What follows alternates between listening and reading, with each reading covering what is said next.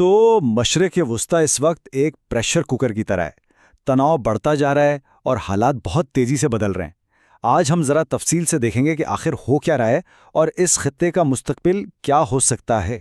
اچھا، تو آج ہم کیا کیا دیکھنے والے ہیں؟ سب سے پہلے بات ہوگی ایک بہت ہی نازک جنگ بندی کی، پھر ہم دیکھیں گے آبنائے ہرمز میں کیا ہو رہا ہے، اس کے بعد بیان بازی، استعفے، سفارتی کوششیں، اور آخر میں یہ سب کچھ دنیا پر کیسے اثر انداز ہو رہا ہے۔ تو بات شروع کرتے ہیں ایک ایسی خبر سے جو سننے میں تو اچھی لگتی ہے۔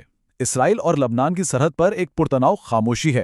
جنگ بندی میں 3 ہفتے کی توسیع کر دی گئی ہے اور امریکی حکام بھی اس کی حمایت کر رہے ہیں۔ بظاہر تو سب ٹھیک لگ رہا ہے نا؟ مگر یہ خاموشی بہت ہی نازک ہے، کیونکہ اسی جنگ بندی کے دوران ایک اسرائیلی حملے میں ایک صحافی عامل خلیل کی جان چلی گئی۔ اس پر لبنان کے وزیر اعظم نے بہت سخت رد عمل دیا اور اسے ایک واضح جنگی جرم قرار دیا۔ تو دیکھیں حالات کتنے خراب ہیں۔ اور یہ صرف ایک واقعہ نہیں ہے۔ نباتیہ میں اسرائیلی بمباری سے 3 لوگ مارے گئے، پھر صحافی عامل خلیل کے جنازے میں ہزاروں لوگ جمع ہوئے، جو غصے کا اظہار تھا۔ ایک طرف امریکی صدر ٹرمپ دونوں رہنماؤں کو بات چیت کے لیے بلانے کی پیشکش کر رہے ہیں، لیکن دوسری طرف زمین پر صورتحال بالکل مختلف ہے۔ تناؤ کم ہونے کے بجائے بڑھ رہا ہے۔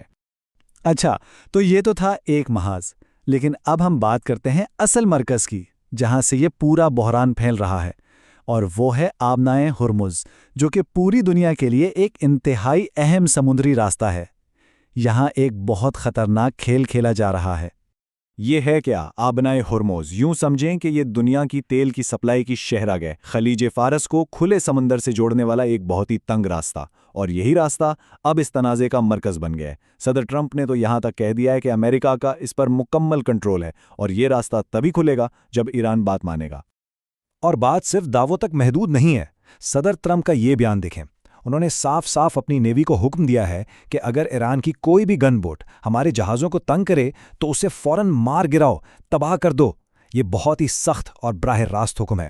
تو اس دھمکی کا جواب ایران نے کیسے دیا؟ بالکل اسی زبان میں۔ ایران کے چیف جسٹس نے کہا کہ ایرانی بحریہ تو انتظار کر رہی ہے کہ امریکی جنگی جہاز آئیں تاکہ انہیں بھرپور جواب دیا جا سکے۔ مطلب کوئی بھی پیچھے ہٹنے کو تیار نہیں۔ اور یہ صرف زبانی کلامی جنگ نہیں، دونوں طرف سے عملی اقدامات بھی ہو رہے ہیں۔ ایران نے 2 جہازوں پر قبضے کی ویڈیو جاری کی، جواب میں امریکہ نے ایک ایرانی آئل ٹینکر پکڑ لیا۔ ایران نے آبنائے سے گزرنے والے جہازوں سے فیس لینی شروع کر دی ہے، اور تو اور اسرائیل بھی کہہ رہا ہے کہ وہ ایران پر دوبارہ حملے کے لیے تیار ہے، بس امریکہ کی اجازت کا انتظار ہے۔ یعنی حالات کسی بھی وقت بگڑ سکتے ہیں۔ اب ذرا سمندر سے ہٹ کر زمین پر آتے ہیں اور دیکھتے ہیں کہ ان دونوں ملکوں کے اندر کیا چل رہا ہے، کیونکہ اصل جنگ تو اندرونی محاذوں پر بھی لڑی جا رہی ہے۔ بیان بازی کی جنگ اور استعفوں کا سلسلہ۔ یہ ایک طرح کی نفسیاتی جنگ بھی ہے۔ امریکہ یہ دکھانے کی کوشش کر رہا ہے کہ ایران کے اندر سخت گیر اور اعتدال پسند آپس میں لڑ رہے ہیں، لیکن ایران کا جواب کیا ہے؟ ان کے تمام رہنما ایک ساتھ آ کر کہتے ہیں کہ ہم سب ایرانی اور انقلابی ہیں، ہمارا خدا ایک، رہنما ایک اور قوم ایک ہے، یعنی وہ اتحاد کا پیغام دے رہے ہیں۔ لیکن یہاں ایک بہت دلچسپ بات ہے۔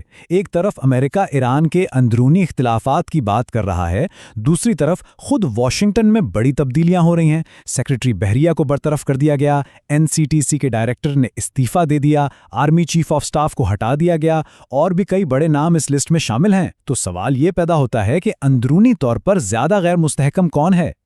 تو ایک طرف فوجی تیاریاں، دوسری طرف اندرونی خلفشار۔ اس سب کے بیچ ایک اور کوشش بھی ہو رہی ہے، سفارتی کوششیں۔ دنیا کی بڑی طاقتیں اس آگ کو بجھانے کے لیے بھاگ دوڑ کر رہی ہیں، اور یہ کوششیں 2 محاذوں پر ہو رہی ہیں۔ لندن میں برطانیہ، فرانس اور 30 سے زیادہ ملک آبنائے ہرمز کے مسئلے کا حل نکالنے کی کوشش کر رہے ہیں۔ وہ چاہتے ہیں کہ یہ راستہ فوراً کھلے۔ دوسری طرف اسلام آباد میں پاکستان امریکہ کے ساتھ مل کر اس پورے تنازع کا کوئی پرامن حل تلاش کرنے میں لگا ہوا ہے۔ اور اس کوشش میں پاکستان کے کردار کو خاص طور پر سراہا جا رہا ہے۔ امریکہ نے بھی پاکستان کے اس تعمیری کردار کی تعریف کی ہے۔ یہ ظاہر کرتا ہے کہ جب حالات بہت زیادہ بگڑ جائیں تو اکثر علاقائی طاقتوں کو ہی آگے آ کر بیچ بچاؤ کرانا پڑتا ہے۔ اچھا، تو یہ سب تو ہو رہا ہے مشرق وسطیٰ میں، لیکن اس کا اثر ہم سب پر کیسے پڑتا ہے؟ اب بات کرتے ہیں اس تنازع کی عالمی قیمت کی، کیونکہ جب اس خطے میں کچھ ہوتا ہے تو اس کی لہریں پوری دنیا تک پہنچتی ہیں۔ سب سے پہلا اور سب سے بڑا اثر پڑتا ہے تیل کی قیمتوں پر۔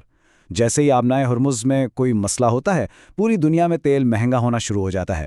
دیکھیں برطانوی خام تیل کی قیمت $101 فی بیرل سے بھی اوپر چلی گئی ہے۔ اور صرف برطانیہ ہی نہیں، امریکہ میں بھی یہی حال ہے۔